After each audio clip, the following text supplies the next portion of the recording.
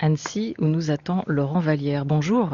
Bonjour Olivia. Vous êtes journaliste, auteur, vous êtes surtout en ce moment à Annecy à l'occasion du Festival international du film qui a ouvert, film d'animation qui a ouvert hier, juré cette année dans le jury des courts-métrages. Et vous êtes l'auteur de Cinéma d'animation, la French Touch, un ouvrage préfacé par deux réalisateurs d'animation, Sébastien Lodenbach, qui a réalisé l'an passé La jeune fille sans main, prix France Culture d'ailleurs, cinéma à Cannes récemment, et le grand Michel Oslo. Alors ça, c'est un peu le père de l'animation française, et il n'est pas le seul, mais voilà, ils ont mis aussi leur patte dans votre livre qui nous rappelle que, comme on l'évoquait à l'instant avec Benjamin Renner, le festival d'animation français est quand même assez particulier. Le Grand Méchant Renard, vous l'avez vu, Laurent Vallière, c'est un film d'animation français et ça on le voit au premier coup d'œil.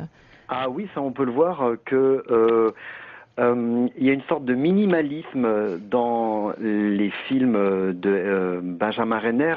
Vous parliez un peu de cinéma japonais. C'est vrai que dans ce minimalisme qu'on voit dans le trait des personnages, on imagine très bien toute l'adoration qu'a Benjamin Renner pour un réalisateur comme Isao Takahata, qui avait, on s'en souvient, réalisé un film formidable qui s'appelait Mes voisins les Yamada, et qui était en fait l'adaptation de cartoons très simplement dessinés avec trois traits. Vous pouviez faire la tête d'un personnage absolument très expressive, et j'ai l'impression que Benjamin Renner s'inspire beaucoup de cette économie de traits dans son travail.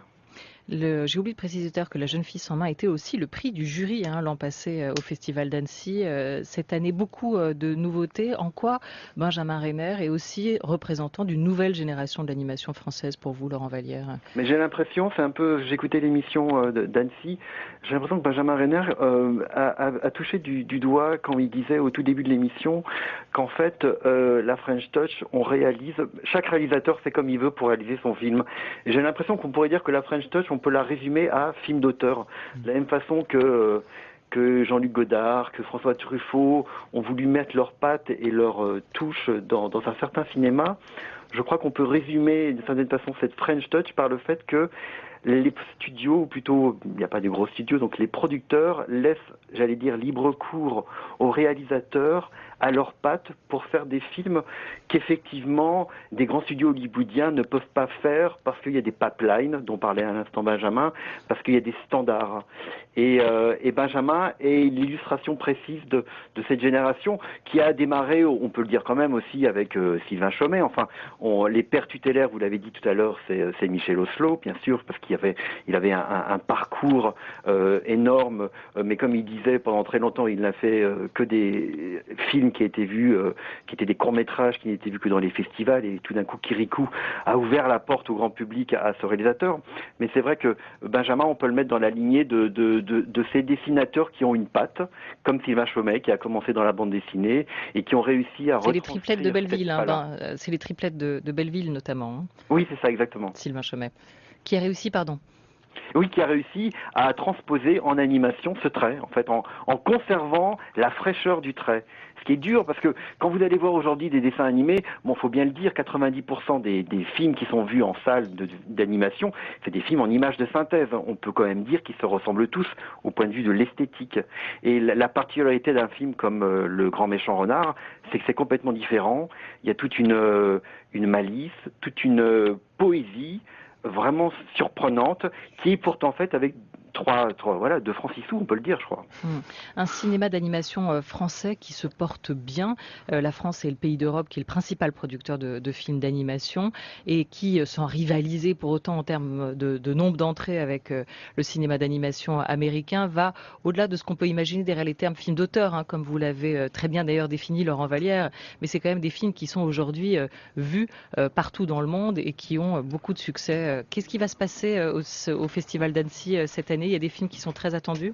Alors, en termes de production française, on peut dire que c'est une petite année.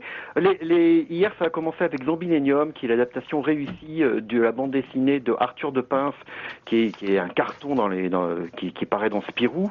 On va découvrir des choses plus étonnantes, par exemple les As de la jungle. Alors ça, c'est un pan, alors je vais le découvrir demain, c'est un pan complètement opposé de l'animation française, puisque c'est plutôt issu de la production de séries télévisées, et il faut savoir que ce qui marche encore mieux que les longs métrages d'animation, c'est les séries télévisées, qui sont le premier genre télévisuel exporté en France à travers le monde.